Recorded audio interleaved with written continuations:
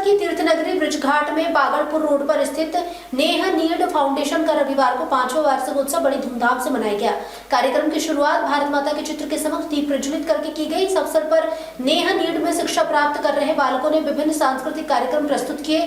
कार्यक्रम में उपस्थित जनसमूह ने तालियों की गड़गड़ाहट से बच्चों का उत्साहवर्धन किया। कार्यक्रम में मुख्य रूप से उपस्थित हुए विश्व हिंदू परिषद के मार्गदर्शक दिनेश चंद्र ने अपने उद्बोधन में कहा कि आज समाज में सुप्त शक्ति को जगाने की आवश्यकता है और यह कार्य अभावग्रस्त बस्तियों के बच्चों को शिक्षित, संस्कारित और स्वावलंबी बनाकर नेह नीड फाउंडेशन कर रहा है। साथ ही कहा कि हिंदू संस्कृति ही पताका विश्व में फहराएगी, इसमें कोई संदेह नहीं, हम सब भी इसके अंग बनेंगे। श्री कल्की धाम के संस्थापक एवं पीठाधीश्वर आचार्य प्रमोद कृष्णन ने कहा कि नेह नीड को लेकर हम ऐसा ना माने कि हम इन बालकों के पालक हैं, बल्कि हम ऐसा माने कि ईश्वर ने हमें ऐसा बनाया है। हम भारत का भविष्य गढ़ रहे हैं। नेह नीड फाउंडेशन का नाम ही इतना सुंदर है। हम सबको एक दिन जाना है, लेकिन ये नेह नीड युग युगांतर तक रहेगा। नेह नीड विश्व का अनुकरणीय परिसर बने, यह भारत के भविष्य का प्रयास है। ये बच्चे पूर्ण बने और राष्ट्र के प्रति समर्पित बने। नेह नीड फाउंडेशन की सचिव रीमा वर्मा और संस्थापक कन्हैया लाल ने नेह नीड के पिछले 1 वर्ष के अनुभव बच्चों और उनके अभिभावकों के सामने रखे। मंच पर डॉक्टर शिव गौड़, स्वामी जीवन ऋषि, स्वामी कृष्ण स्वरूपानंद, स्वामी सर्वेशानंद, प्रसिद्ध कथावाचक अरविंद भाई ओझा सहित अनेक संत उपस्थित रहे। इस अवसर पर मुख्य रूप से सुरेंद्र सिंह चौहान, सुधीर चौहान, दिनेश गर्ग, भास्कर गर्ग आदि उपस्थित रहे। वंदे भारत से कपिल गुर्जर की रिपोर्ट। भारत के भविष्य के निर्माण के लिए कुछ संस्थाएं काम कर रही हैं और निरंतर काम करती रहती हैं। जो संस्थाएं भारत के भविष्य को निर्मित करती हैं उनमें से नेह नीड संस्था एक है। मैं नेह नीड के इस कार्यक्रम में आज आया और इनको पूरी शुभकामनाएं देता हूं और ऐसी ही संस्थाओं के मिलकर कार्य करने से भारत का नवनिर्माण होगा।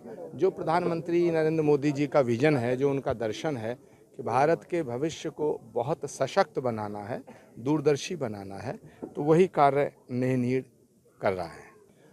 विपक्ष भारत को बांग्लादेश बनाना चाहता है और ये भारत के लोकतंत्र का दुर्भाग्य है और भारत के यशस्वी प्रधानमंत्री आदरणीय नरेंद्र मोदी जी के द्वारा लिए गए फैसलों की आलोचना और उनका विरोध वो अकारण करते हैं। मुझे तो आशंका है कि अगर नरेंद्र मोदी जी किसी दिन ये कह देंगे कि सूर्य पूरब से उगता है, तो राहुल गांधी जी और उनकी सारी टीम कहेगी कि नहीं, नरेंद्र मोदी जी गलत कह रहे हैं। तो वो आलोचना के लिए आलोचना नहीं कर रहे हैं, उन्हें नरेंद्र मोदी से नफरत है। तो नरेंद्र मोदी यदि राष्ट्र के हित में कोई फैसला लेते हैं तो उसका वो विरोध करते हैं, सड़क पे आकर के विरोध करते हैं, पार्लियामेंट में विरोध करते हैं, संसद को कबड्डी का मैदान बनाना चाहते हैं, इस देश को बांग्लादेश बनाना चाहते हैं। अखिलेश यादव जी बहुत ही अच्छे पढ़े लिखे व्यक्ति हैं, मैं उनके परिवार का भी बड़ा सम्मान करता हूं, लेकिन जब से वो राहुल गांधी के नेतृत्व में आए हैं वो भी ऊटपटांग बातें करना शुरू कर दिए हैं। मुझे लगता है राहुल गांधी जी का जो राहु है बड़ा पावरफुल है और राहुल गांधी जी का राहु अखिलेश यादव जी के सिर पे चढ़ गया है, इसीलिए अखिलेश यादव जी उल्टी सीधी बातें कर रहे हैं। 2027 का चुनाव आने वाला है। अखिलेश यादव जी को भारतीय लोकतंत्र की गरिमा को समझते हुए उन चुनावों की तैयारी करनी चाहिए और एक्चुअल समाजवादी विचारधारा प्रकट करनी चाहिए। समाजवाद परिवारवाद के विरोध में आया, लेकिन अखिलेश यादव जी की पार्टी ने परिवारवाद को समाजवाद का रूप दे दिया। मस्जिद बनाने से, चर्च बनाने से हमें कभी कोई आपत्ति नहीं है। मस्जिद बनाई जाए, हज़ारों मस्जिदें हैं, एक और बन जाएगी, लेकिन लुटेरों के नाम पे मस्जिद नहीं बननी चाहिए। बाबर, तैमूरलंग, चंगेज़ खां और औरंगज़ेब, इन्होंने भारत को क्षति पहुंचाने का काम किया, हिंदू अस्मिता को मिटाने का काम किया, मंदिरों को तोड़ने का काम किया, जिन्होंने सनातन को मिटाने का काम किया, जिन्होंने भारत को तोड़ने का काम किया, भारत को लूटने का काम किया, जिन्होंने भारतीय अस्तित्व और अस्मिता को बर्बाद करने का काम किया। ऐसे लुटेरों को नाम पे अगर कोई मस्जिद बनाता है तो मुझे लगता है वो भारत में पैदा जरूर हुआ है, लेकिन संतान बाबर की है। मुख्यमंत्री राज्य का अभिभावक होता है और अभिभावक का मतलब है पिता।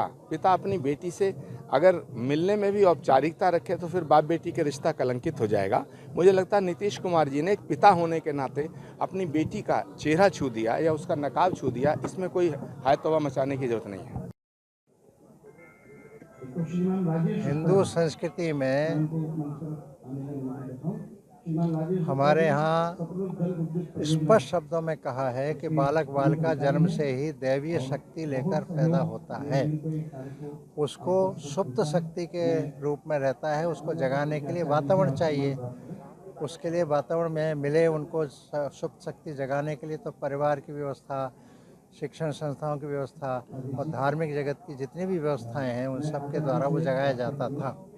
ऐसी स्थिति में आज ये नेह नीड़ का जो विषय है, यहाँ उन्होंने वातावरण दिया तो वही बालक जो बिल्कुल एकदम अशिक्षित भी और उनको किसी प्रकार का माने समझ भी नहीं और विभिन्न प्रकार के न पढ़ाई कर रहे न कुछ कर रहे, वही आज कितना अच्छा प्रदर्शन किया। इससे प्रमाणित होता है ना कि भाई सुप्त शक्ति हर एक में दैवी शक्ति है। उसको जगाने के लिए ऐसे वातावरण वाले स्थान संस्थान ये सब पुनर्जागृत होने चाहिए। आज